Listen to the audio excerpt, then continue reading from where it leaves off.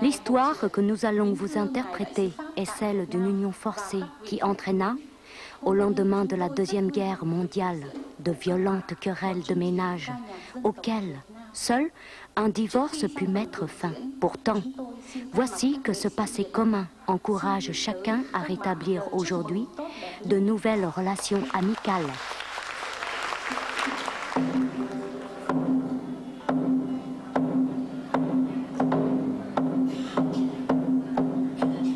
L'Indochine en cet été 45 où le Japon capitule n'est plus à l'heure de Paris.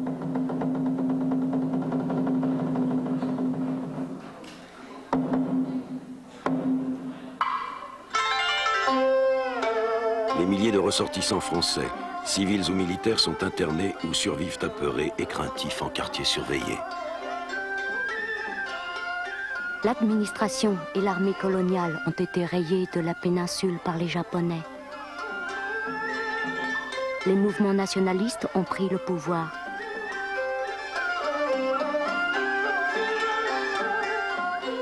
L'indépendance et l'unité du Vietnam sont proclamées.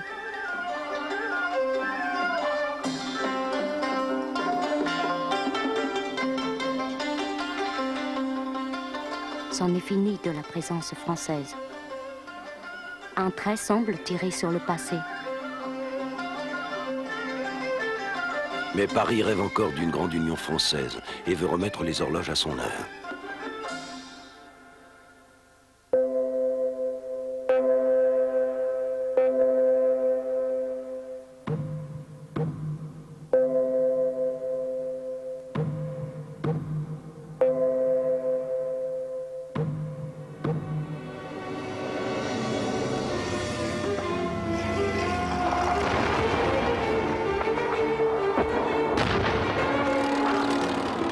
Ils ont été le fer de lance des forces françaises libres. Ils ont fait les campagnes d'Afrique et de France.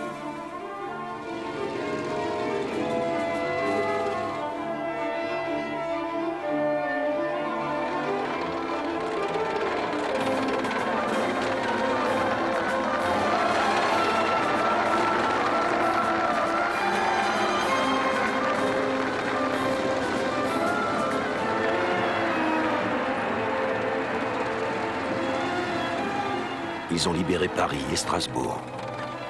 Ils se sont durcis à la guerre.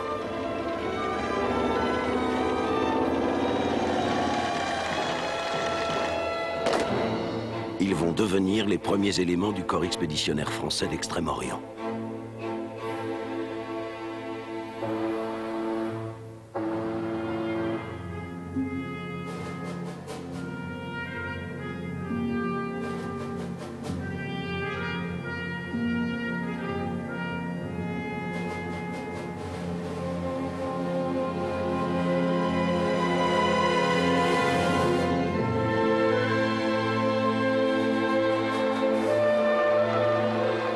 Avec leur chef prestigieux, Leclerc. Ils débarquent à Saïgon pour établir la souveraineté française sur un pays en pleine ébullition révolutionnaire.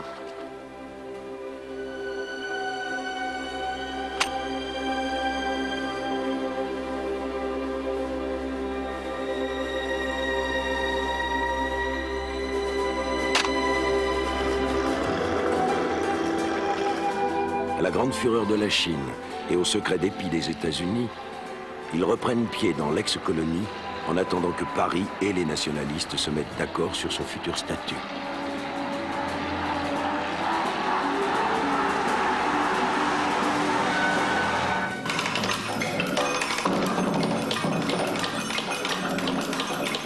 Négociations, rupture, ruse, vraies et fausses promesses. Les deux camps ont leurs ultras et leurs modérés, qu'on berne à plaisir, en sorte que personne ne parle le vrai langage de la paix. Mais tout le monde comprend celui de la guerre et s'entraîne à le parler couramment.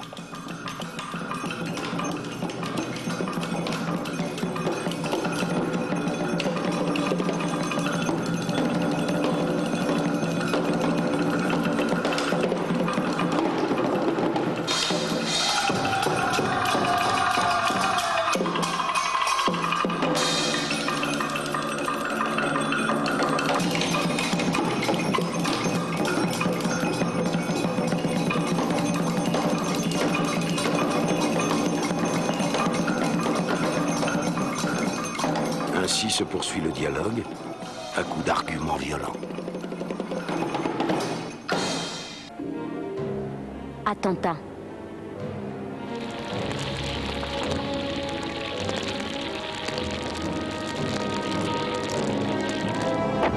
Sabotage.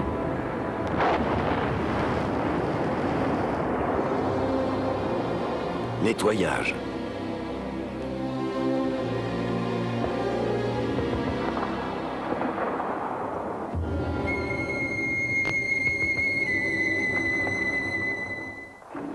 Embuscade.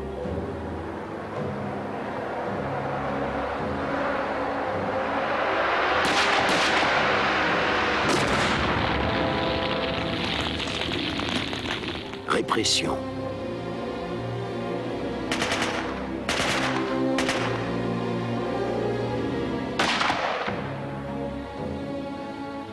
Coup de main.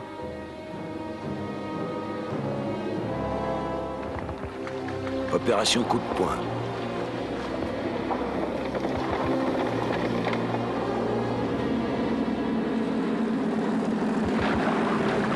Guérilla.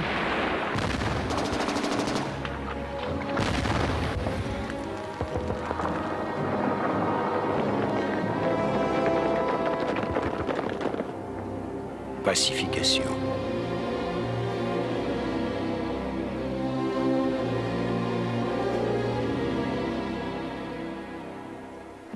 En fait, la guerre.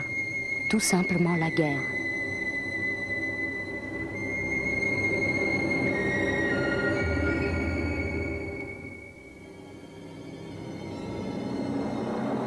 Guerre de reconquête.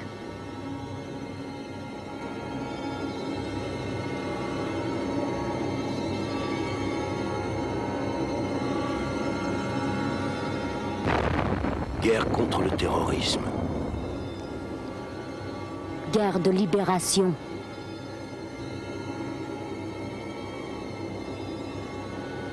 Guerre contre l'oppression idéologique.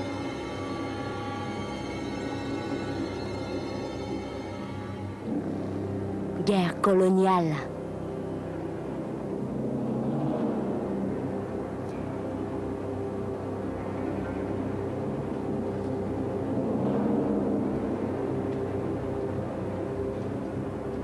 Guerre contre le péril communiste. Guerre contre l'impérialisme.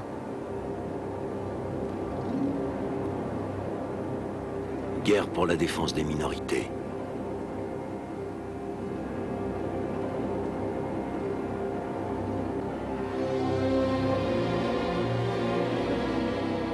Guerre cruelle.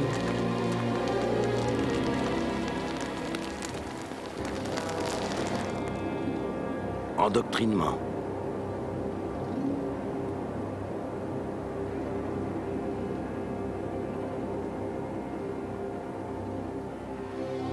Guerre pour des lendemains qui chantent.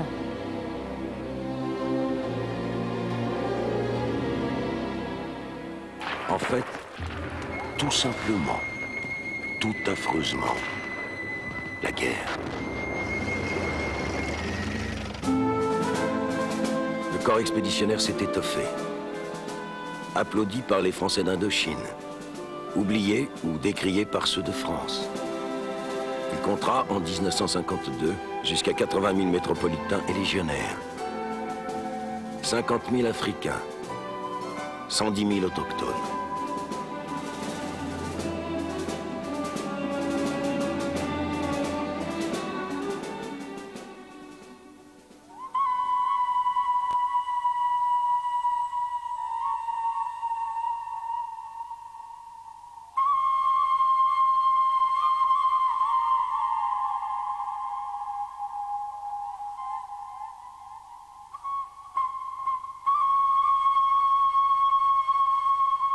En face, évaporé dans l'étoile de fond d'un pays admirable, fascinant et séducteur, les unités Viet Minh et ses guerrilleros, quelques 300 000 hommes. La nuit, les rizières, les villages, la forêt, les montagnes sont leur sanctuaire.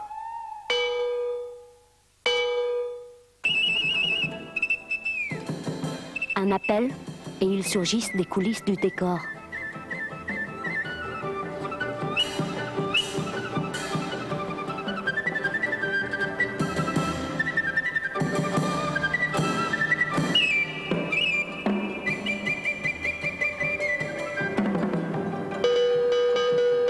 Un ordre, et le paysan se transforme en guerrier. Les années passent, avec pour seul vainqueur la dame au champ d'honneur. Celle qui prend place, invisible, aux côtés des chauffeurs, dans les convois qui cheminent sur les pistes incertaines.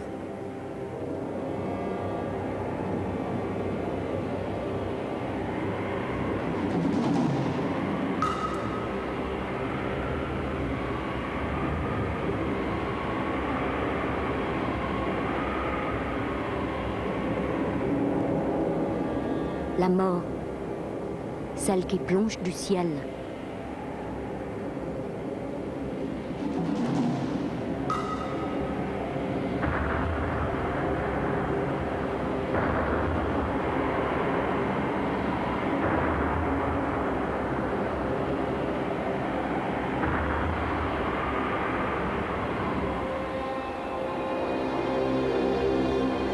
Celle qui moissonne sur les chevaux de frise des postes qu'on assaille.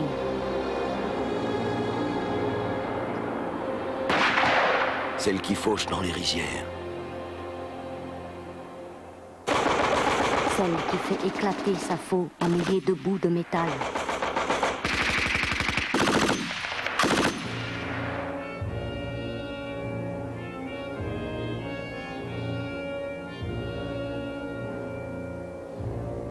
Celle qui broie les corps.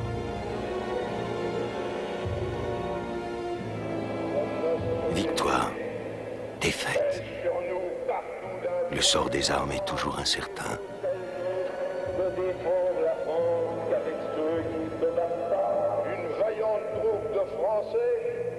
En France, cette guerre lointaine ne réveille l'opinion qu'à l'annonce d'un revers ou le temps d'un meeting.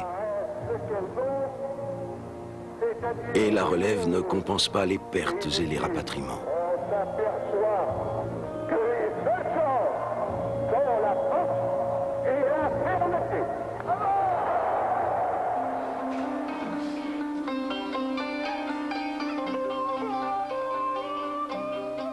Les bobines de films envoyées par les reporters de guerre ressemblent à des bouteilles lancées à la mer, dans l'espoir qu'elles échouent sur quelques plages d'une mémoire publique chancelante.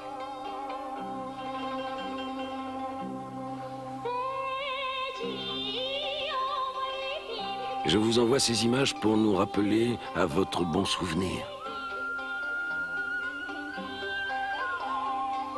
Vous nous avez expédiés dans un bien beau pays, et sans doute vous paraît-il pardonnable de nous y oublier.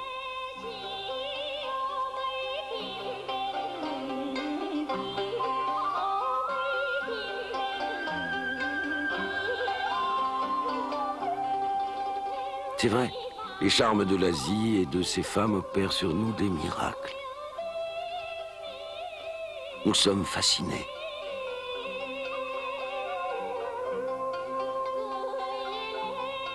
Et ça vous donne le temps de prendre votre temps pour négocier avec nos adversaires et vos partenaires.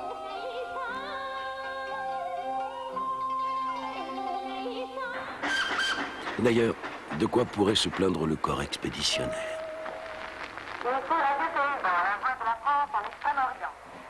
La radio se donne des airs français pour nous éviter le mal du pays.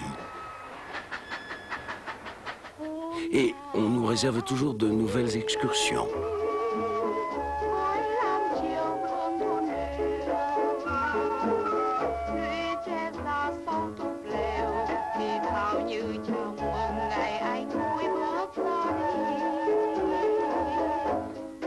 Nos randonnées loin des villes, hors des sentiers battus, nous permettent de mieux apprécier les douceurs de l'arrière-pays.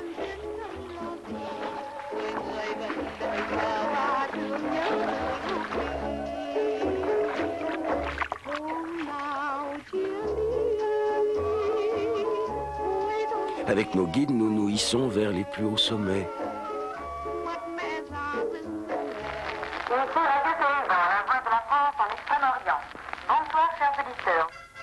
Ici, les montagnes brumeuses sont parmi les plus romantiques du monde.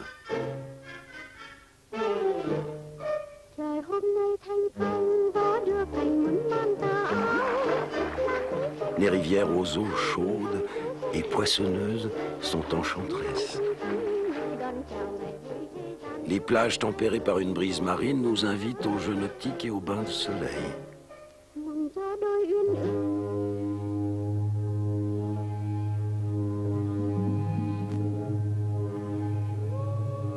Les temples offrent aux yeux mille merveilles et curiosités.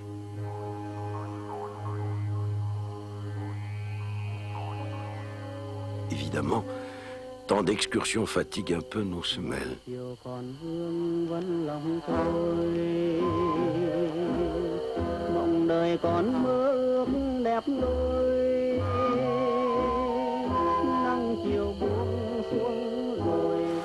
Mais les pluies de la mousson nous trempent le caractère.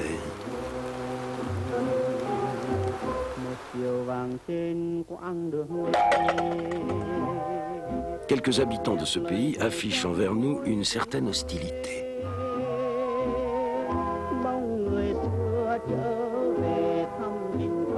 Nous devons alors les extraire un à un de leur cachette. On aimerait tant qu'ils se rangent à nos côtés. Mais comment en vouloir à ce pays? Il séduirait le plus endurci des cœurs. Qui s'étonnerait alors que nos jeunes gens engagés dans cette campagne aient le sentiment sur ces terres de naître à la vie pour la seconde fois?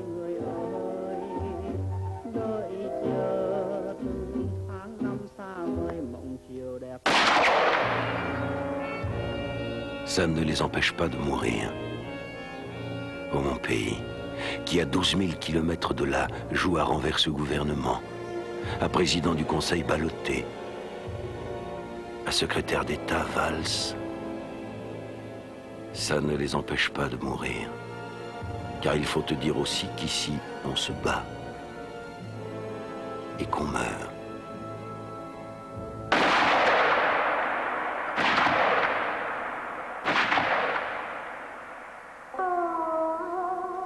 On parle toujours de négociations que les deux camps remettent sans cesse au lendemain, chacun espérant un revers des armes de son adversaire. La pression du Viet Minh se fait inquiétante sur le delta du Tonkin. On craint bientôt qu'il n'envahisse également le Laos. Pour le contrer, il est décidé d'installer en territoire contrôlé par l'ennemi une forte base aéroterrestre qui attirera et fixera autour d'elle les divisions viettes.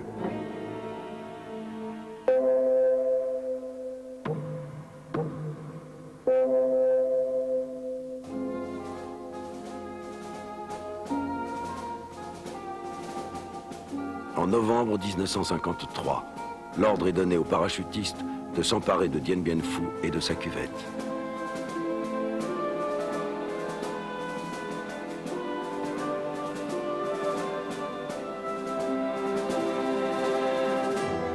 Dès l'arrivée au sol, les premières sections sont accrochées sérieusement par les troupes Viet Minh, surprises de cet assaut.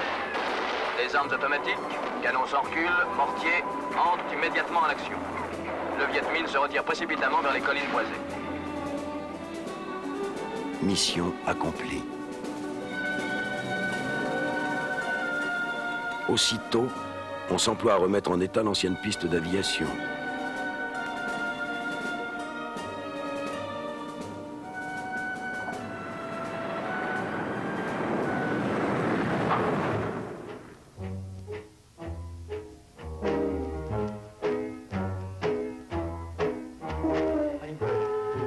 Un véritable pont aérien relie bientôt Hanoï à cette plaine coincée dans les hauts plateaux du pays Thaï.